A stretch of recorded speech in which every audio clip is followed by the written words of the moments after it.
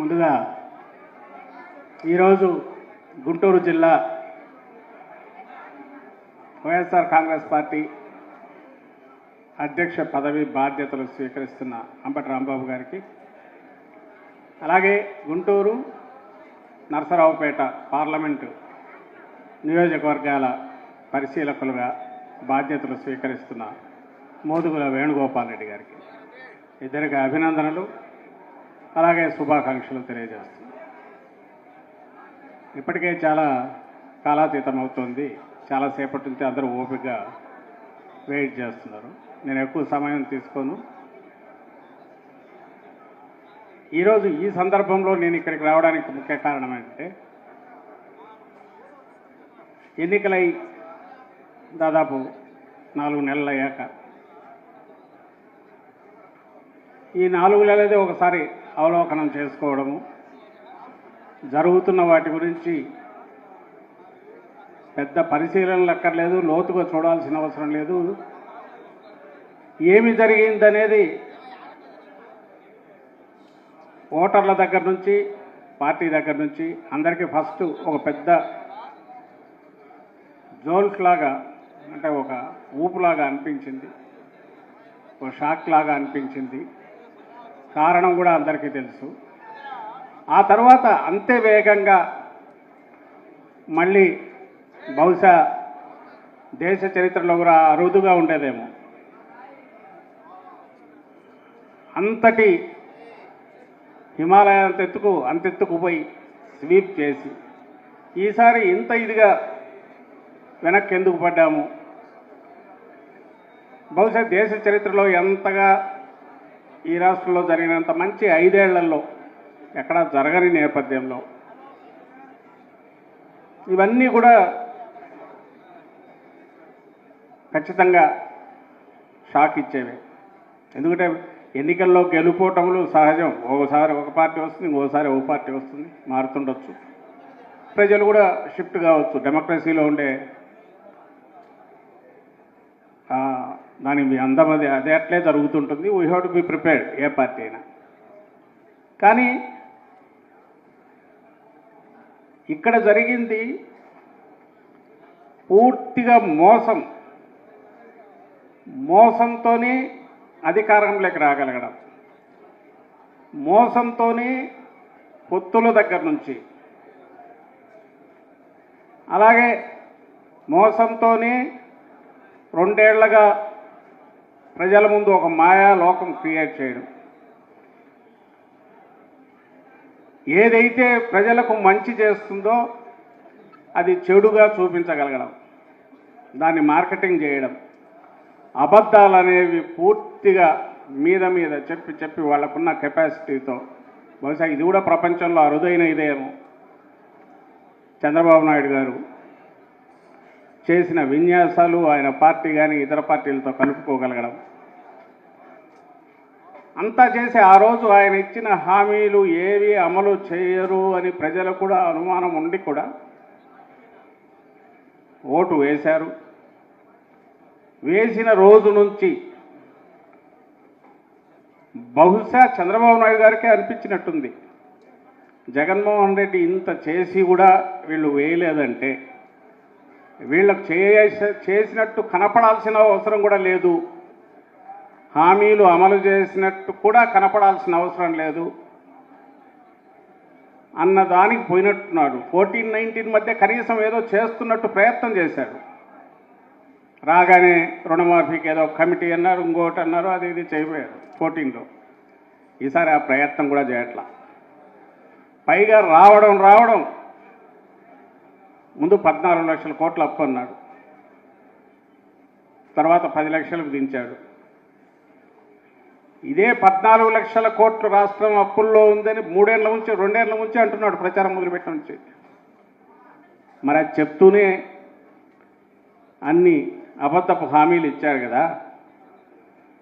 మళ్ళీ ఎన్నికలైపోయి జనం కొంత ఆశపడో, జగన్మోహన్ రెడ్డి గారు ఇంత పక్కాగా అమలు చేశాక అందులో 10% అన్నా ఈయన చేయకపోతాడా అని అనుకున్నారో తెలియదు. మొత్తం రావడమే అసలు అన్ని అసాధ్యం, ఖజానా చిల్లుగవ్వలేదు, ఏం చేయలేదని ముందే డిక్లేర్ చేశారు. మీరు ఆ తర్వాత గమనిస్తే ఈ 4 నెలల్లో ఇదే 4 నెలల్లో 19లో జగన్మోహన్ రెడ్డి గారు రాగానే మిగిలినవన్నీ పక్కకు తోసిన 1,34,000 జాబ్స్ ఇమ్మీడియట్ క్రియేట్ చేశారు. 2,60,000 మంది వాలంటీర్లను నియామకం చేశారు 4 నెలల్లో. పోనీ ఈయన ఉద్యోగాల పరంగా చూస్తే ఏం చేశారు? ఈరోజు రాగానే డిఎస్సి, మెగా డిఎస్సి అని టెట్కు 4 నెలలు టైం తీసుకుంటున్నాడు. ఇది ఎంతకాలం? దీని తర్వాత మళ్ళీ మెయిన్ ఎగ్జామ్ ఎప్పుడు అనేది అంటే అది ఇంకా నెక్స్ట్ ఇయర్కి పోయేట్టుంది. కానీ హామీ తీర్చేశానని డిక్లేర్ చేశాడు. ఒక్కటి మాత్రం చేశాడు, రావడం ఒక భ్రమలో ఉన్నట్టున్నాడు. 151 సీట్ల వైఎస్ఆర్సీపీ 11 సీట్లకు పడిపోయిందంటే ఇంకా ప్రతిపక్షం అనేది లేకుండా ఎలిమినేట్ చేయాలి, జగన్మోహన్ రెడ్డి గారిని రాజకీయ స్క్రీన్ మీద నుంచి ఎలిమినేట్ చేయాలి, పార్టీని ఎలిమినేట్ చేయాలనే ఒక భ్రమకు లోనైనట్టున్నాడు. అందుకే రావడం బహుశా అరాచకం కూడా, హింసాకాండ, అరాచకం, ఒక రాక్షస మూకలాగా ఆ పార్టీ మొదలుపెట్టిన దాడులు బహుశా ఇది కూడా చరిత్రలో అరుదు. 19లో వచ్చినప్పుడు అది మొదలు పెడితే ఈవేళకి ఆ పార్టీ ఉండేది కాదు. జగన్మోహన్ రెడ్డి గారు కనుక కనీసంగా చేసి ఉంటే 19లో మనం రాగానే బహుశా తెలుగుదేశం పార్టీ ఉండేది కాదు. ఈవేళ చేయలే. ఇది కూడా చంద్రబాబు నాయుడు భ్రమే. భ్రమ ఎందుకు అంటున్నామంటే ఇంతకుముందు మాట్లాడిన మాటలు కానీ, ఇక్కడికి వచ్చిన జనం కానీ, మన కార్యకర్తలు ఇంతగా రావడం కానీ, జగన్మోహన్ రెడ్డి గారు ఎక్కడ బయట అడుగు పెట్టినా గతంలో కంటే మిన్నగా ఏదో అన్యాయం చేశాము, తప్పు చేశామేమో అని జనం కూడా అనుకున్నందువల్ల విరగబడి రావడం కానీ, అభిమానం ఏమీ చెక్కుజేరలేదు, పైగా పెరిగింది. కార్యకర్తల్లో పట్టుదల కూడా అలాగే పెరిగింది, అది కనిపిస్తుంది. ఈ 3 నెలల్లో వాళ్ళు చేసిన హింసాకాండ కానీ, అరాచకాలు కానీ, ఒక ఆటవిక రాజ్యంలాగా నడపడం కానీ మనకు పాఠం అయితే నేర్పించింది. 29వ లేక అంతకుముందు ఎప్పుడు ఎన్నికలు వచ్చిన మరుసటి రోజు నుంచి ఎవరికి వారు మీకు మీరు రెడ్ బుక్లు మెయింటైన్ చేసుకోండి, రాసుకోండి, చిన్నవి రాసుకోండి. జగన్మోహన్ రెడ్డి గారు అది చేతకాక కాదు, చేతకాక చేయకపోవడం కాదు, మంచితనం, చేతకాంతనం అనుకుంటే ప్రజలకు సేవ చేయడం మన బాధ్యత, అందుకోసం మనల్ని ఎన్నుకుంటారని బాధ్యతగా యుతంగా ఉండడం తప్పనుకుంటే, మోసపూరిత హామీలు ఇవ్వడమో, మోసంతో అధికారంలోకి రావడమో, ఏదో ఒక గడ్డి గడిచిన అధికారంలోకి రావడమే రాజకీయం అనుకుంటే, అది చేతకాకపోవడం తప్పనుకుంటే ఏం చేయలేము. కానీ ఎంతో కొంత చేతనవుతుందని చూపాల్సిన రోజులు వచ్చినట్టున్నాయి. అది ఈ 5 ఏళ్లలో చూద్దాము. ఎప్పుడు ఎన్నికలు వచ్చినా సరే, ఇంతకుముందు ఎవరో జమీలు అంటున్నారు, జమీలు వచ్చినా ఇంకే వచ్చినా ఎన్నికలకు, మన 24 ఎన్నికలకు ముందు ఆల్సో వీఆర్ రెడీ, ఇప్పుడు రెడీగానే ఉన్నాం. ఎన్నికలు ఎప్పుడు వచ్చినా సరే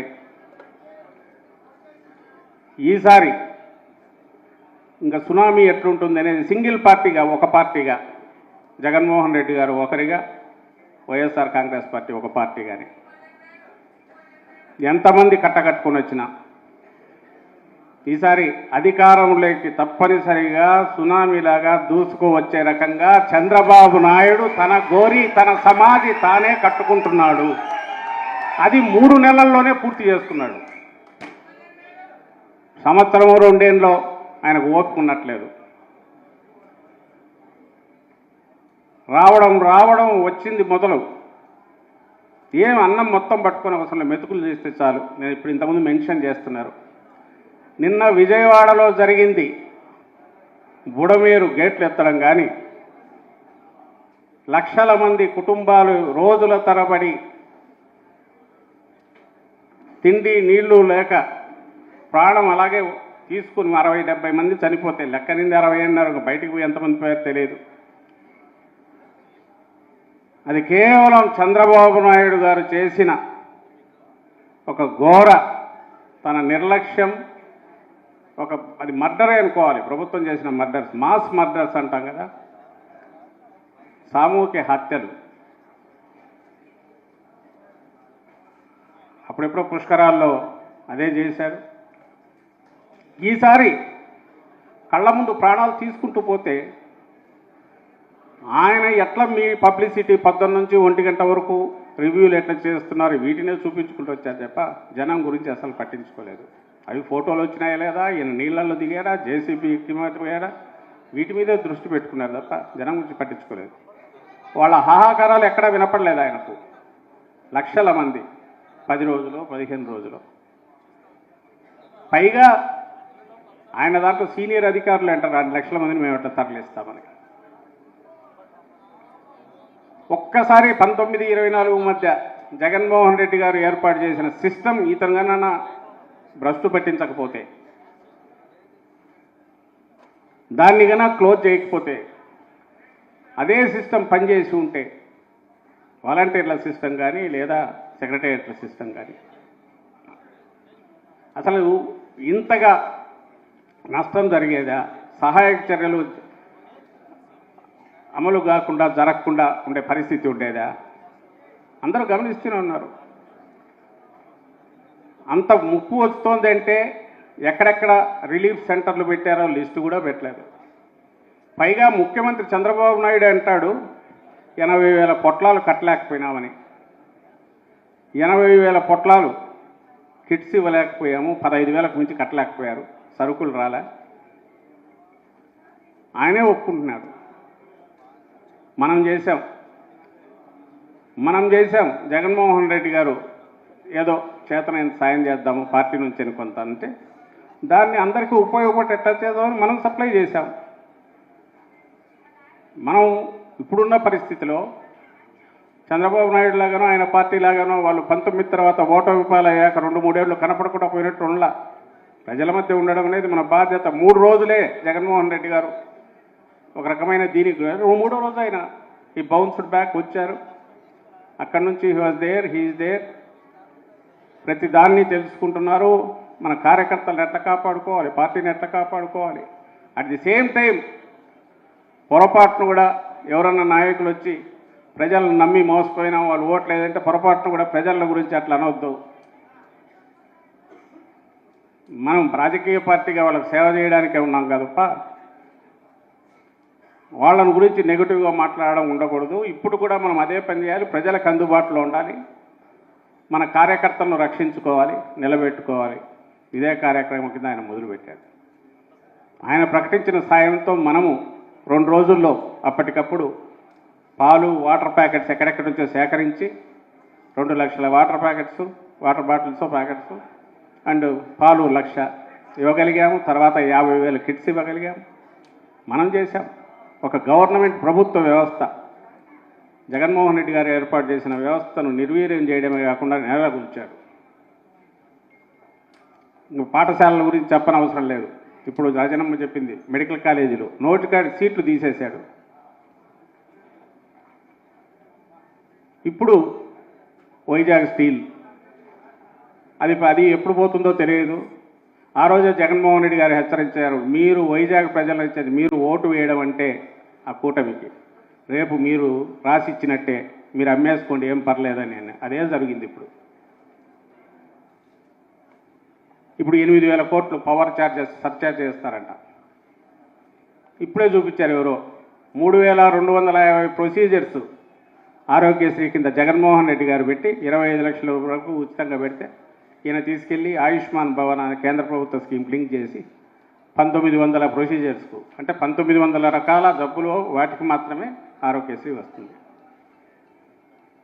అంటే బరి తెగించి ఏమనుకుంటారో ప్రజలు క్వశ్చన్ చేస్తారనేది 5 ఏళ్ళు నన్ను ఎవరు ఏం చేస్తారులే అనే దీంట్లోకి పోయాడేమో తెలియదు. కానీ లేదా నేను ఇంతకుముందు అన్నట్టు జగన్మోహన్ రెడ్డి గారు ఇంత చేస్తే మాత్రం ఎక్కడ ఓటు వేశారు కాబట్టి ఏం చేయాల్సిన అవసరం లేదు, నేను ఎవరికి బాధ్యత వహించాల్సిన అవసరం లేదని అనుకున్నారేమో తెలియదు. కానీ పూర్తి బరి తెగించేశాడు ఆయన.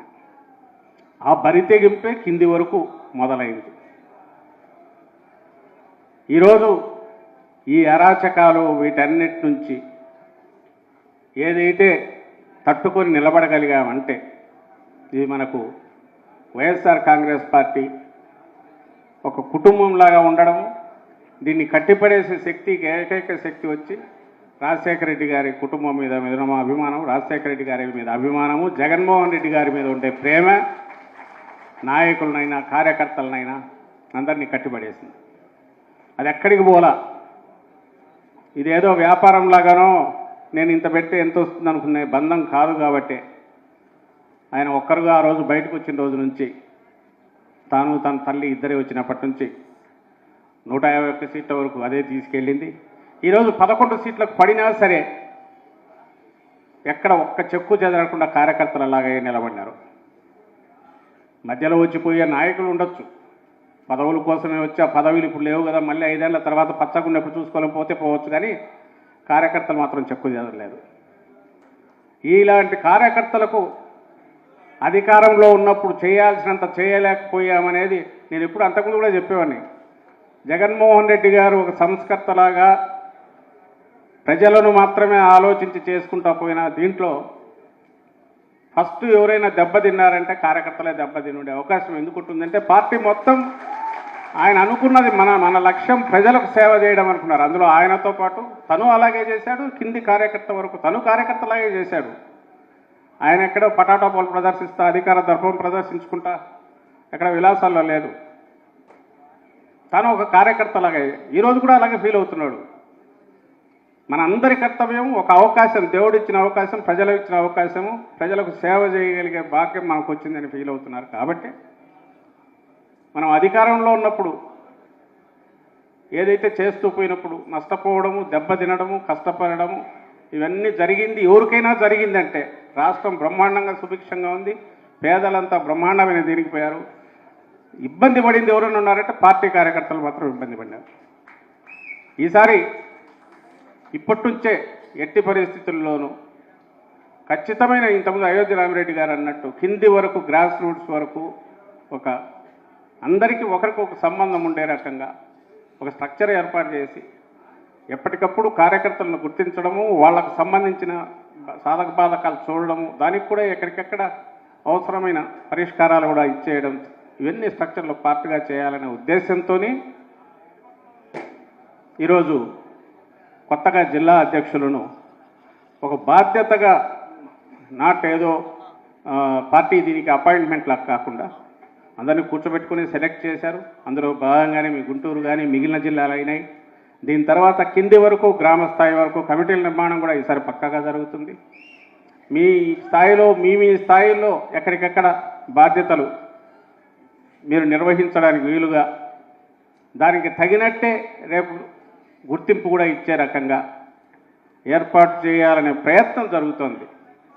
ఈ ప్రయత్నం సక్సెస్ఫుల్గా మనం పూర్తి చేసుకుంటే ఈ పార్టీ 30 ఏళ్ళు కాదు 100 ఏళ్ల పాటు కూడా ఇలాగే కొనసాగుతుంది. ఇది ప్రజలకు మనకు ఉన్న పెద్ద అసెట్ జగన్మోహన్ రెడ్డి గారి పట్టుదల, ఆయనకు కష్టాల్లో నుంచి ఆయన వచ్చే ఏమంటారు ఆ పోరాట పటిమ పట్టుదల, దానికి తగినట్టే కార్యకర్తల బలం, దానికి తగినట్టే మనకు వచ్చిన ఓట్ల రూపంలో నేను వచ్చిన 40% చూస్తే ప్రజాబలం, ఇవన్నీ ఎక్కడ చెక్కు చెదరలేందువల్ల ఖచ్చితంగా వచ్చే ఎన్నికలు అవి ఎప్పుడు వచ్చినా సరే మనం స్వీప్ చేస్తున్నాం. మీ గుంటూరు ఇక్కడ 7కు 7 నియోజకవర్గాలు వచ్చి తీరాలి. అందరూ సీనియర్ నాయకులు ఏమన్నా ఎక్కడ భేదాభిప్రాయాలు అన్ని పక్కకు తోసేసి అందరూ కలిసికట్టుగా పనిచేసి ఈ 7కు 7 సీట్లు మనం రేపు పెద్ద మెజారిటీతో గెలుచుకుని ఎప్పుడు ఎన్నికలకు చేసుకోవాలి. అంతవరకు కార్యకర్తలకు ఇంతకుముందు ఆపరేట్ అయినట్టు ఎక్కడ చిన్నది జరిగినా ఇది నా కాన్స్టిట్యున్సీ నీ కాన్స్టిట్యున్సీ అనకుండా అందరూ కలిసి అక్కడికి పోయి వాలాలి, పక్కన నిలబడాలి. దీనికి అవసరమైన రకంగా రాష్ట్ర పార్టీ నుంచి కావాల్సిన ఇది కూడా పూర్తిగా మీకు ఉంటుంది.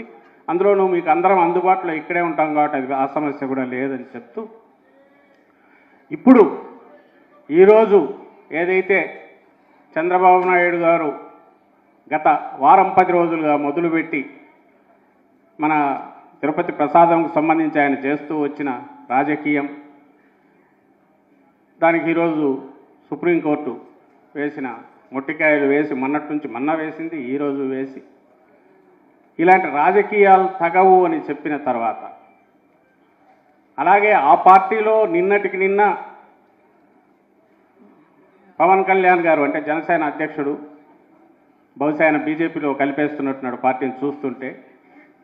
ఎందుకంటే కాషాయం దీంట్లో నేనే ముందుంటాను వాళ్ళకంటే ముందని చెప్పి నిన్న జెండా పట్టాడు.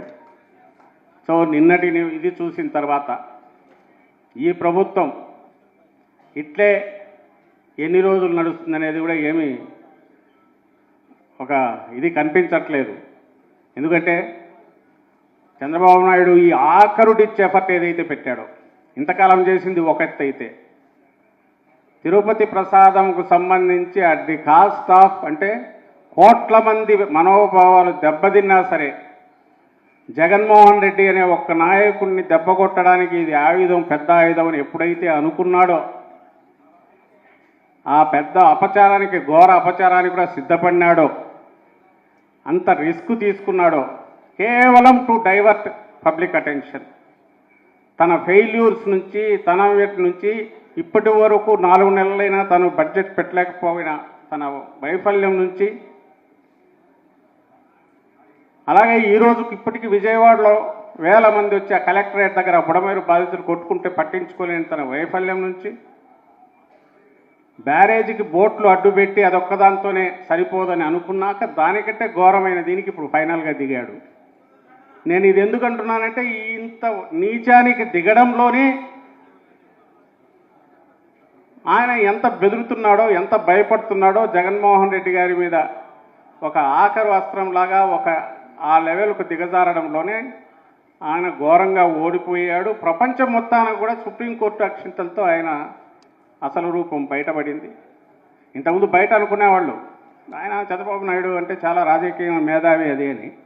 వారిని ఆయన కాదు, చాలా అత్యంత నీచమైన దీనికి దిగజారి ప్రచారంతోనే బయటకు వచ్చి, మోసంతోనే పైకి వచ్చే రకము. ఆ రోజు మామను దెబ్బ కొట్టిన దగ్గర నుంచి, వెన్నుపోటు పొడిచి అధికారంలోకి వచ్చినప్పటి నుంచి, అధికారంలోకి ఎప్పుడు వచ్చినా ఆయన ఎవరెవరు భుజాల మీద ఎక్కువ, చంకనెక్కో, ఎవరినో పొడిచో, వెన్నుపోటో, ఇంకో పోటో పొడిచో, దొంగ దెబ్బ కొట్టో వచ్చే రకమే తప్ప నిజాయితీగా ఒక సరైన దీంతో జగన్మోహన్ రెడ్డి గాను, రాజశేఖర రెడ్డి గారు రాగలిగినవాడు, రాగలిగిన శక్తి లేనివాడు ఆయన శక్తి లేనివాడు అని చెప్పిన బయట వాళ్ళకి, నమ్మనోళ్ళకి ఈరోజు అర్థమైంది. ఓహో, ప్రపంచం మొత్తానికి ఇతను మామూలు మోసగాడు కాదు, లేదా మామూలు దిగజారుడుతనం కాదు ఏందనేది ఆయన చేసిన వ్యాఖ్యతో కానీ, ఆ తర్వాత దాని మీద వేసిన డ్రామాలు కానీ. దానికంటే విచిత్రం నిన్న ఈయన పవన్ కళ్యాణ్ తీసుకున్న లైన్ కానీ, ఈరోజు సనాతన ధర్మానికి మొత్తం ఆల్ ఇండియా ఛాంపియన్ నేనే అంటూ బహుశా బీజేపీ పెద్దలు కూడా ఇబ్బంది పడే రకంగా అనడం చూస్తుంటే వాళ్ళ ఆ కలయిక కానీ అధికంగా ఎక్కువ రోజులు ఉండేటైతే కనపడట్లా. సరే, వాళ్ళను అధికారులు జగన్మోహన్ రెడ్డి గారి లైన్ ఒకటి. ఈరోజు గారు మీరు ఫస్ట్ నుంచి చూస్తే, ఫస్ట్లో కాంగ్రెస్లో నుంచి బయటకు వచ్చే 151 మంది సంతకాలు చేసినప్పుడు కూడా ఆయన కుట్రపూరితంగా రావాలని ఆ రోజు అనుకోలే. రావాలనుకుంటే ఆ రోజే అధికారంలోకి వచ్చేవాడు. అలాగే 67 మంది మనకున్నప్పుడు చంద్రబాబు నాయుడు గారు 23 మందిని లాక్కముందు టీడీపీలోంచి ఒక గ్రూప్ మేము వస్తాం, గవర్నమెంట్ ఫామ్ చేస్తాం, సపోర్ట్ చేయండి, లేదా మీరు ఎవరన్నా పెట్టండి సపోర్ట్ చేస్తామంటే కూడా ఒప్పుకోలే. మనకు ఒక్క సీటు తక్కువైనా మెజారిటీకి మనకు అధికారం అక్కర్లేదు. మనకు అధికారం అనేది ప్రజలు ఇవ్వాలని బలంగా విశ్వసించి ఆ విలువలు నమ్ముకున్న వ్యక్తి. అది జగన్మోహన్ రెడ్డి గారి తత్వం. ఈయనదేమో మనం ఏమీ అనకుండా, కాబట్టి మనం చూసి చంద్రబాబు నాయుడు గారు ఇది కావాల్సిన అవసరం లేదు. అంటే జగన్మోహన్ రెడ్డి గారు ఏదో చేసి కుట్రలు చేసి ఇచ్చేస్తారని వాళ్ళల్లో వాళ్ళే కొట్టుకునేట్టున్నారు, వాళ్ళల్లో వాళ్ళే ఇదే ఎట్టున్నారు. వర్రీ అంతా వాళ్ళు కొట్టుకోవడంలోనో, వాళ్ళ అధికార మదంతో దాడులు చేయడం వలనో, లేదా వాళ్ళ అధికారం కోసం వాళ్ళ ఇంటర్నల్ గ్రూపులు దీనిలోనో ప్రజలకు మరిన్ని కష్టాలైతే రానున్న కాలంలో రాబోతున్నాయి. ఆ సమయంలో మనం పక్కన ఉండాలి. ఆ సమయంలో నాయకులే కాదు, కార్యకర్తలు, కింది స్థాయి నాయకులు అందరూ ప్రజలకు అందన్నుగా ఉండాలి.